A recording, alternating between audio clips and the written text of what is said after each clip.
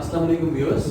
Today we are going to discuss something about detection of elements in an organic compound. Now, what we already have learned that a general organic compound is a hydrocarbon.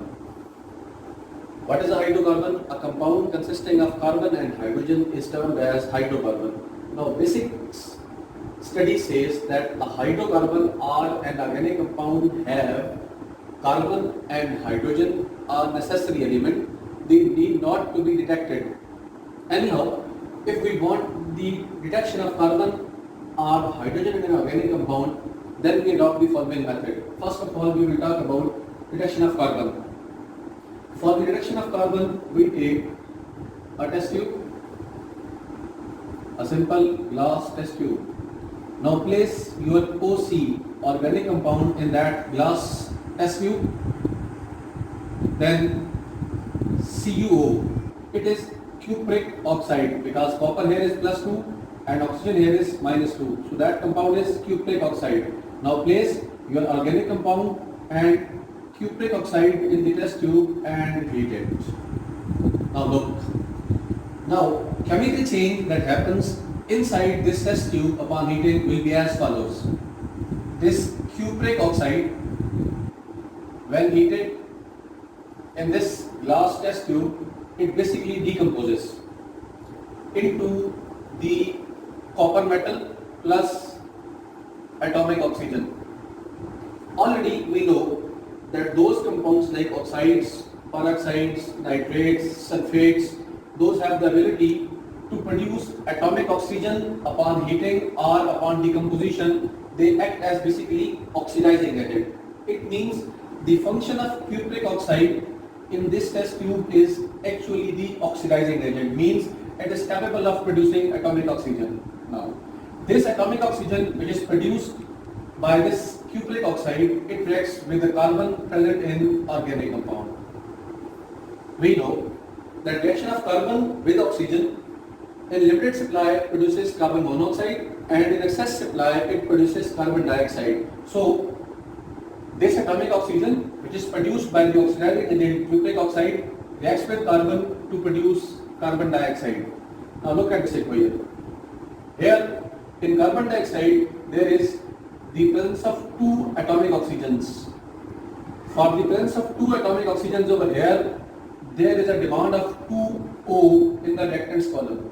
Now, two atomic oxygen in the reactants column can only be provided if this cupric oxide is going to produce two atomic oxygen, and for that we have to balance that reaction in this way. That is, 2 moles of cupric oxide upon thermal decomposition will produce copper metal plus 2 atomic oxygens. These 2 atomic oxygens combine with carbon to give carbon dioxide. Now, this carbon dioxide can be detected very easily. We know lime water. What is lime water? It is calcium hydroxide. Now this carbon dioxide has the capacity to turn lime water milky. For that, what we do, we place a cork over this test tube. Now we have a bent tube. We take another test tube in which there is a solution of calcium hydroxide or lime water. Now place a bent glass tube in such a way that carbon dioxide which is produced in this actual test tube is now shifted through this bent glass tube to the second test tube in which calcium hydroxide or lime water is available. Now this carbon dioxide can easily be detected.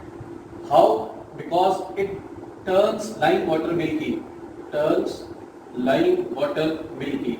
Now the chemical chain behind the milkiness of this lime water is that calcium hydroxide reacts with the carbon dioxide, and due to this chemical reaction there is production of CaCO3, calcium carbonate plus water.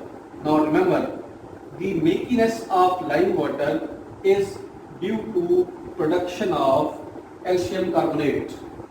Milkiness of this lime water is due to production of calcium carbonate. Now, the reduction of carbon dioxide over here indicates that the organic compound which was over there, it contains carbon in it. Assalamu alaikum viewers. Today we are discussing about the reduction of hydrogen. For reduction of hydrogen, what we take a glass tube, a glass test tube, in which we place OC, organic compound, and CuO. What is CuO? It is cupric oxide, and we heat it. Again, this CuO, upon heating, that is upon thermal decomposition, produces copper metal and atomic oxygen. The production of this atomic oxygen indicates the function of CuO as an oxidizing agent. Now, the hydrogen available in this organic compound reacts with this atomic oxygen in such a way that hydrogen available in organic compound reacts with the atomic oxygen produced by CuO to produce water. This water, presence of this water can be detected by copper sulfate. We know CuSO4, copper sulfate, anhydrous is basically a colorless or white compound. When it reacts with water, it basically absorbs the water and get converted into CuSO4.5H2O. It is hydrated or hydrous copper sulfate. This hydrous copper sulfate is blue in color. This hydrous copper sulfate is blue in color. Now, the conversion of this colorless copper sulfate into the hydrous copper sulfate indicates the formation of water. And water can be formed only if the hydrogen in the organic compound gets some oxygen in the reaction mixture, so that it should be converted into the water. Now look at the balancing of equation. There is 5 water. 5 water over CuSO4.5H2O can only be obtained if 5 water in the reactants column should be there. 5 water in the reactants column can only be obtained if we have 5 oxygen over here and 5 water can be produced. For the production of this 5, we have to balance the negative reaction, and that is negative reaction is copper oxide. So 5 oxygen. So 5 copper oxide upon thermal decomposition produces 5 copper and 5 atomic oxygen. These 5 atomic oxygens combine with the hydrogen. From where it is coming? It is coming from the organic compound to produce 5 water molecules. These 5 water molecules are get absorbed by the copper sulfate to get converted into the copper sulfate hydrated. This conversion of anhydrous or colorless copper sulfate to the blue copper sulfate indicates the presence of water formation, which also resembles or indicates the presence of hydrogen in the organic compound. Now, after reduction of carbon and hydrogen in the organic compound, we detect nitrogen in it. Nitrogen detection के लिए पहले हम लेसाइन solution और sodium extract की बात करते हैं, और ऑलरेडी हम एक वीडियो लोड कर चुके हैं या पढ़ चुके हैं लेसाइन सोल्यूशन कैसे बनाया जाता है. Now this NS is Lassaigne solution. We add NaOH into it. Function of NaOH addition is to make it alkaline. We know that sodium hydroxide is a strong alkali. Now LS plus NaOH. This NaOH indicates the nature of solution, that is alkaline. Now put freshly prepared FeSO4 solution. Remember, in chemistry, whenever you are using the salts of Fe plus 2, that is ferrous, they all should be in freshly formed. Reason behind this is this Fe plus 2 has the capacity to get oxidized into Fe plus 3 in atmospheric conditions. So lab में जब भी आप ferrous के solutions को इस्तेमाल करते हैं, आपने हमेशा उन्हें फ्रेशली प्रिपेयर्ड यूज करना है. तो हम यहाँ पर भी फ्रेशली प्रिपेयर्ड FeSO4 का सॉल्यूशन लेते हैं, boil it, then add FeCl3. Now this FeCl3 is ferric chloride because here iron is in +3 oxidation state, and add HCl. This is our experimentation column. Design solution, NaOH, freshly prepared FeSO4 solution, boil FeCl3, ferric chloride, and HCl.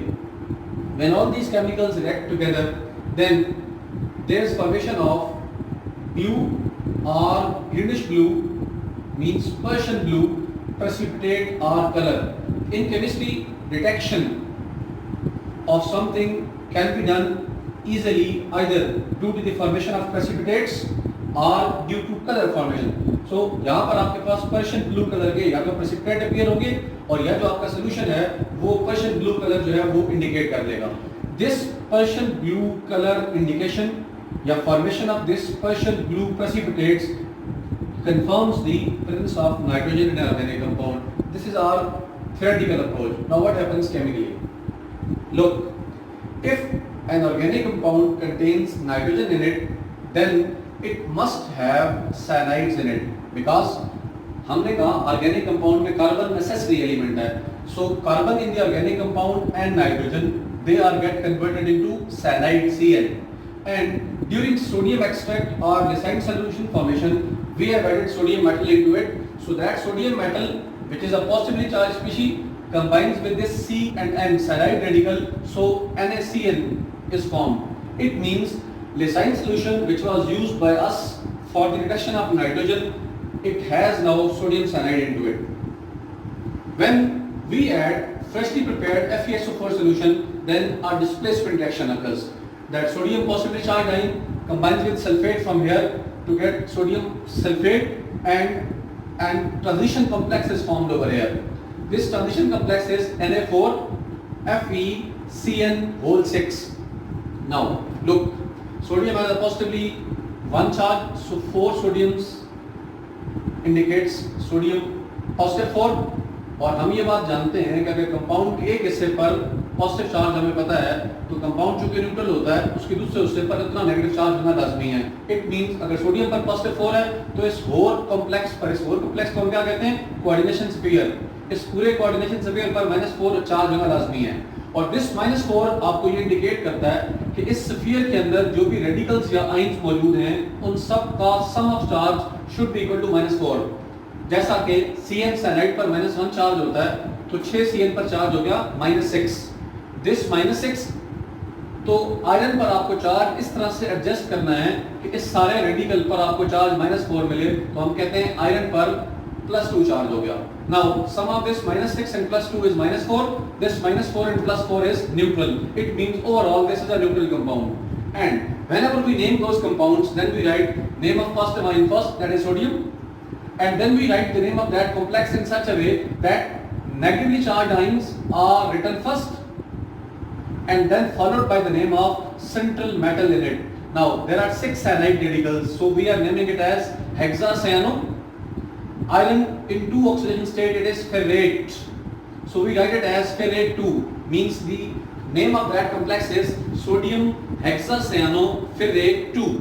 Now this complex when is treated with FeCl3, that is ferric chloride, in the presence of HCl, again undergoes a displacement reaction. This sodium and this Fe+3 ferric ion are being get displaced. This sodium combines with this chlorine to form sodium chloride, and this Fe+3 basically becomes a part of this complex which was sodium. Now replacement of iron with the sodium results into another complex, that is Fe4, FeCN whole 6 and square bracket 3. Now iron has +3 charge over here, so 4 iron means here is a +12 charge. This +12 mean necessarily a -12 charge on this complex. This is whole sphere, इस पर -12 charge होना लाजमी है. अब देखें 6 cyanide whole 3 means there are 18 cyanides. एक cyanide पर -1 charge होता है तो 18 cyanides पर चार्ज हो गया -18. This -18 and charge of iron should be adjusted in such a way that their sum should be equal to -12. For that, iron should be +12. Now, +12 is the charge on how many iron? 3 iron. +12 is the charge. Oh, sorry, the charge on iron is +6. So, how many iron are here? 3. It means charge on 3 iron is +6. So, charge on 1 iron is +2. अब जब आप इस पूरे complex को name लिखेंगे तो हमने ऊपर भी देखा कि हम पॉजिटिव पार्ट का नाम पहले लिखते हैं. सो यहाँ पर हम आयरन को पहले नेम देते हैं and the oxidation number of iron is 3, so we are writing it as iron 3. यहाँ पर आपके पास कितने साइनाइड हैं? 6 साइनाइड्स हैं in this setup. So we are writing it at hexacyano. Iron पर अगेन 2 चार्ज है तो हम उसे लिखते हैं ferrate 2।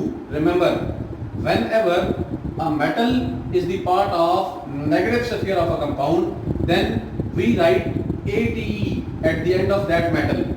For example, we are writing ferrate over here because iron is the part of negative complex, negative sphere. यहाँ पर भी आप इसको ferrate नाम दे रहे हैं। क्यों नाम दे रहे हैं? Because iron is the part of negative coordination sphere. So name of that complex is iron 3 hexacyanoferrate 2. This complex will provide you the greenish blue or Persian blue color, which indicates, which confirms the presence of nitrogen in an organic compound. After the reduction of nitrogen, we will discuss the reduction of sulfur. For that, we will use the second part of Lysine solution, LS.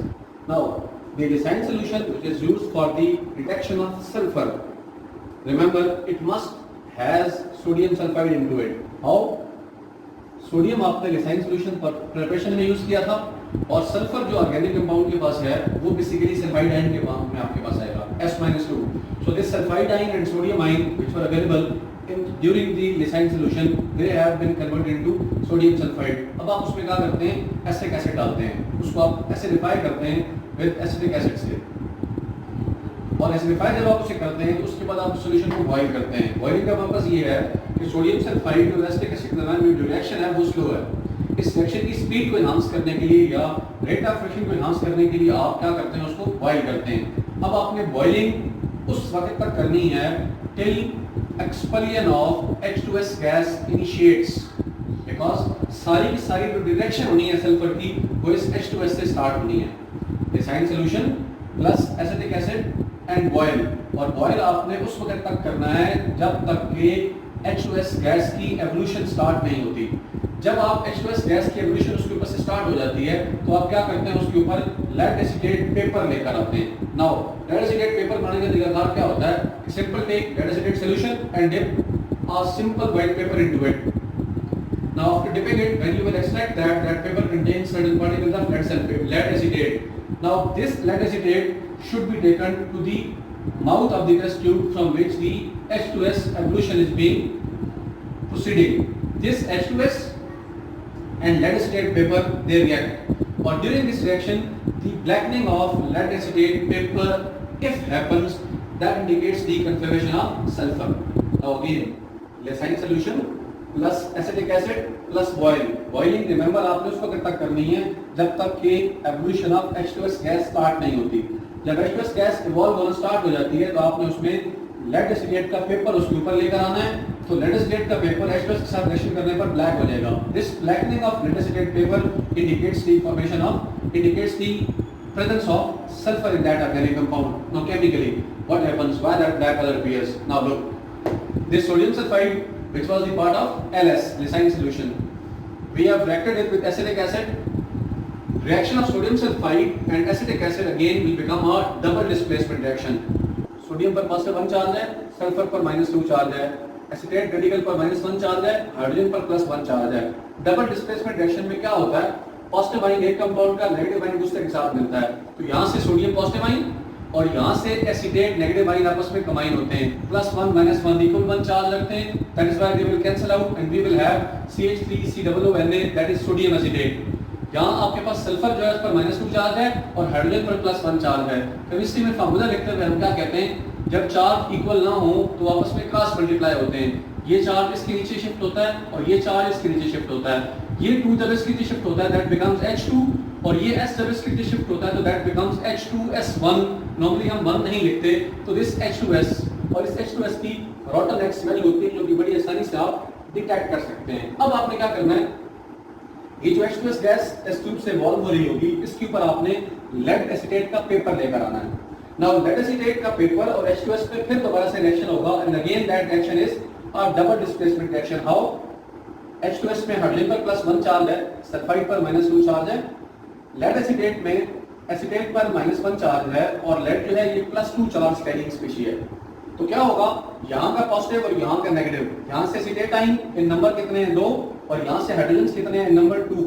two acetate ions and two hydrogen ions from here, they will combine to form two acetic acid, and from here there is lead and S. Lead has +2 charge and sulfur has -2 charge. हम already बोल चुके हैं, जब दोनों species का charge equal हो तो वो कैंसिल हो जाते हैं, और कैंसिल होने के बाद आपके पास ये PbS बना है, that is lead sulfide or plumbous sulfide, and this plumbous sulfide is black in color. Now blackening of lead sulfide indicates the conformation of sulfur in the organic compound. Thank you for watching.